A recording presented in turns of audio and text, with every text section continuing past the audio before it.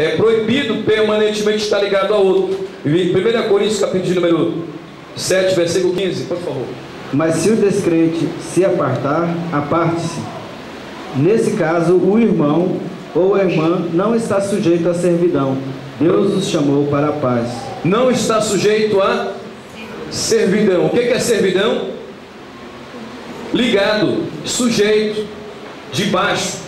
Está livre, está à liberdade. É o texto que diz: se separou. Então aí, biblicamente falando, o maior mal não está no segundo casamento, está na primeira separação.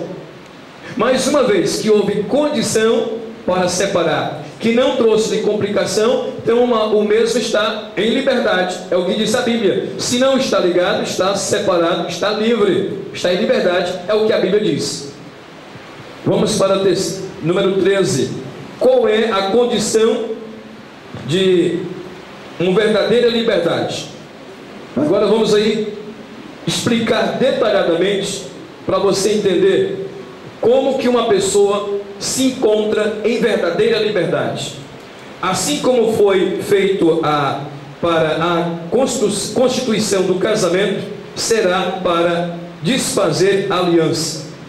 Veja só, para você, para que o crente esteja com total liberdade, precisa de se prontificar diante das autoridades em que firmou o casamento, apoiou o casamento. Essas autoridades que fez o casamento precisa agora de desfazer esta aliança. Aí sim ele tem total liberdade. Caso contrário, de outra forma, está sob maldição. Não é sobre, está sob, debaixo de maldição. Apertou? Não. Só vejo uma coisa: quem não é casado se preocupe como casar.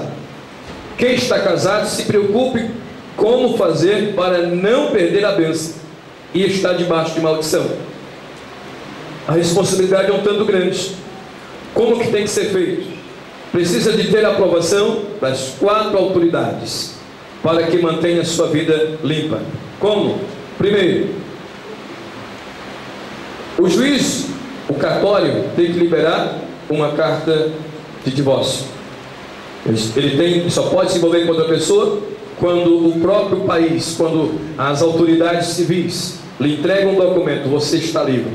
Depois, Deus, através de uma oração da autoridade espiritual, ora sobre a pessoa crente, porque o descrente não está atrás disso, o descrente não está à procura disso.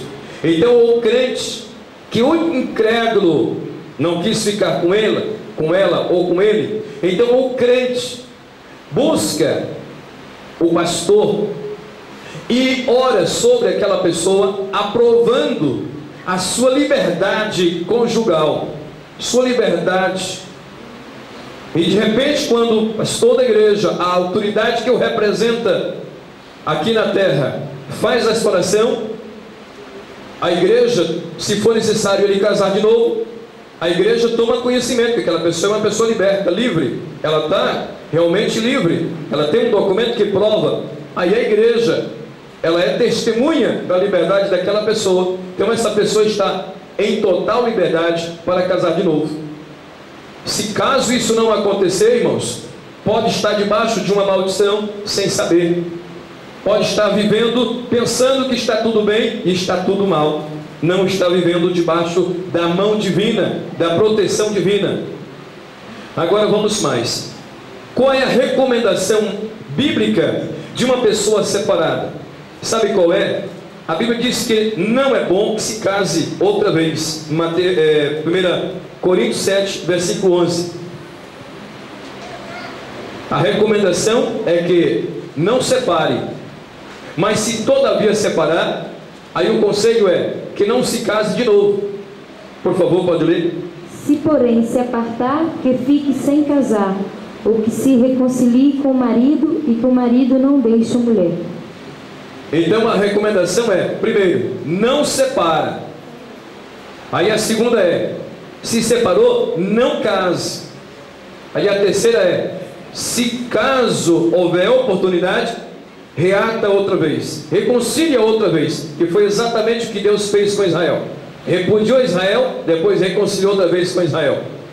Agora, se porventura não houve condição de viver juntos, separou, depois não há condições de ficar sozinho, disse Paulo, porque senão não tem condições de estar vivendo uma vida santa.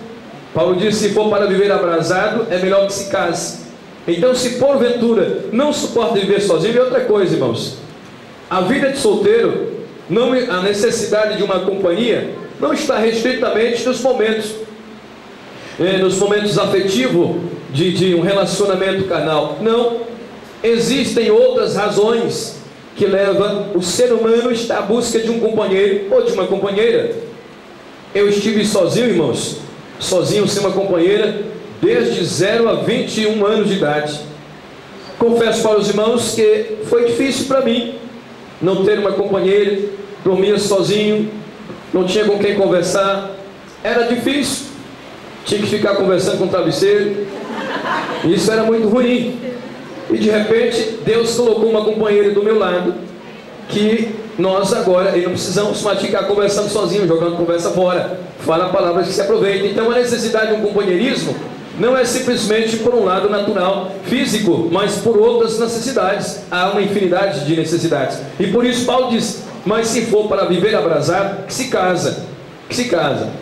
Só que tem uma coisa, irmãos. Indo para a quinta palavra.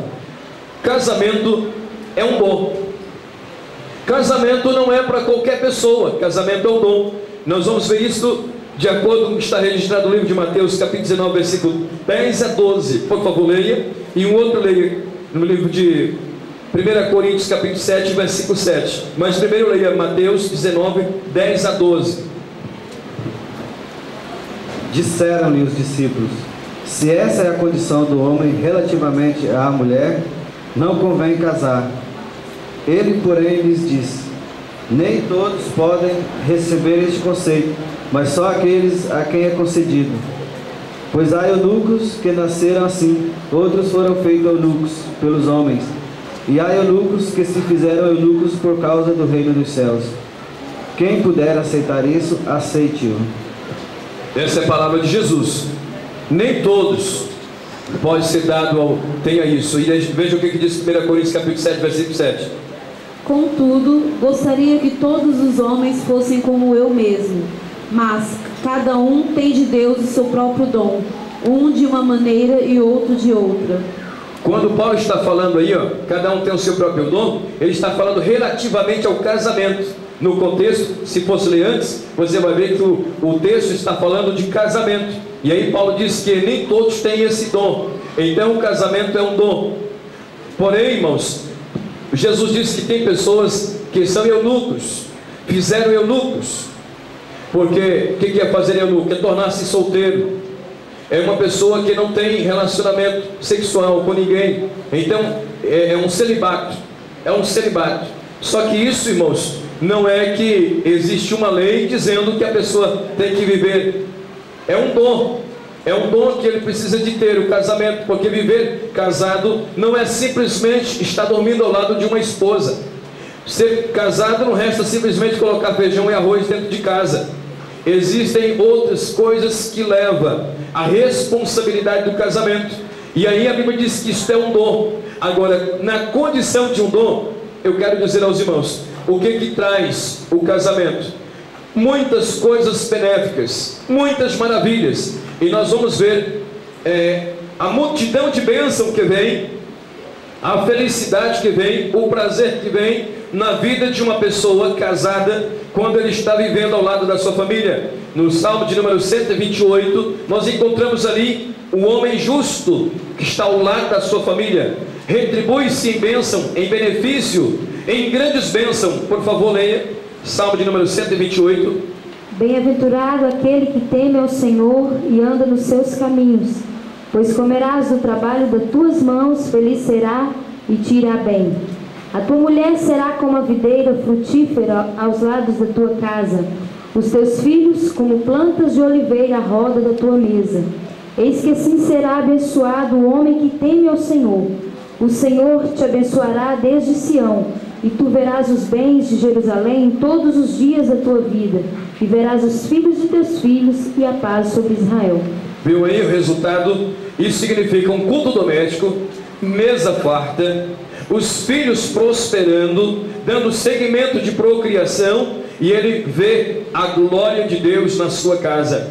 Casamento, irmãos, é minado pelo inimigo porque ele sabe o valor que tem.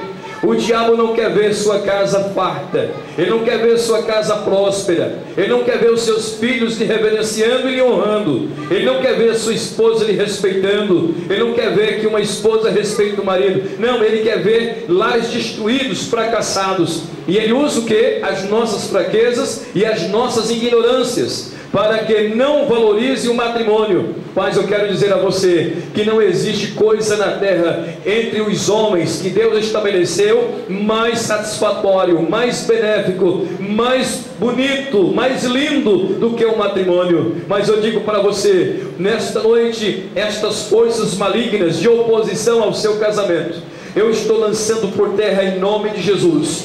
E você vai ver o que significa felicidade. Valoriza o seu matrimônio, fecha a porta para o diabo, não dê ouvido às conversas estranhas, não deixa que o diabo rouba a paz entre você e o seu esposo. Repreenda ele em nome de Jesus, não somente com palavras, mas também com prática. Age de uma maneira correta diante de Deus, e você vai ver o Salmo de número 128 se cumprindo na sua casa. Você vai ver a glória de Deus resplandecendo. O inimigo não tem poder de entrar numa casa, irmãos, aonde existe harmonia de marido e mulher.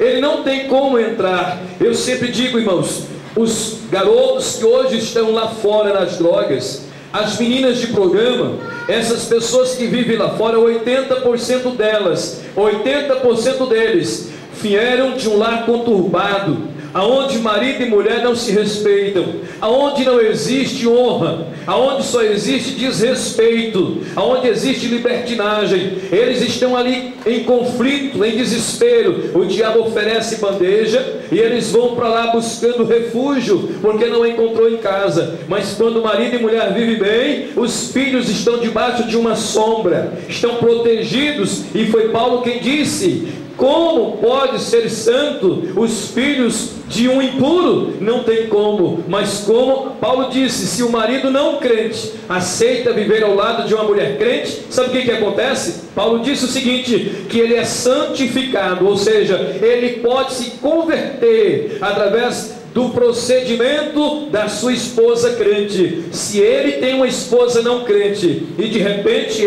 ela aceita conviver ao lado dele, e ela vai ser ele vai ser aquela pessoa que tem aquele compromisso e aquela seriedade, ela vai ser santificada ao lado do marido crente. O que vai acontecer depois? Esse casal crente vai santificar os filhos, mas Paulo disse, toda sorte seriam impuros.